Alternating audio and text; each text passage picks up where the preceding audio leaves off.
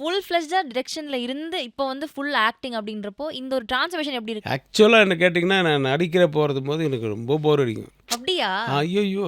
எனக்கு வந்து ஏன்டா இது ஒத்துக்கிறோம் அப்படின்ற மாரி ஆயிடும். ஏன்னா மைண்டு ஃப்ரீயா இருக்குது. எனக்கு வந்து மைண்டு ஒர்க் பண்ணிட்டே இருக்கணும்.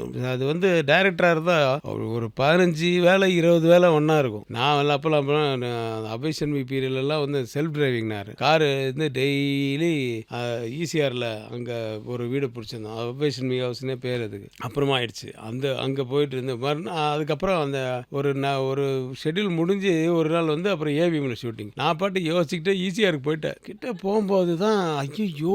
ஏவிஎம் அங்கெல்லாம் போனோம்னு சொல்லிட்டு எல்லாரும் கிளம்புற 6:30 மணி அப்படியெல்லாம் 7 மணிக்கெல்லாம் ஃபர்ஸ்ட் ஷாட் 6:30 ஆயிடுச்சு எங்கேன்னு சொல்லிட்டு அங்கேருந்து அடிச்சு ஸ்பீடில் அதுக்கு 7 மணிக்கு வந்துட்டேன் நான். அந்த அளவுக்கு அது ஏன்னா இப்போ யோசிச்சுட்டு வண்டி ஓட்டிகிட்டே அப்படியே யோசிச்சுட்டு இருப்போம்ல.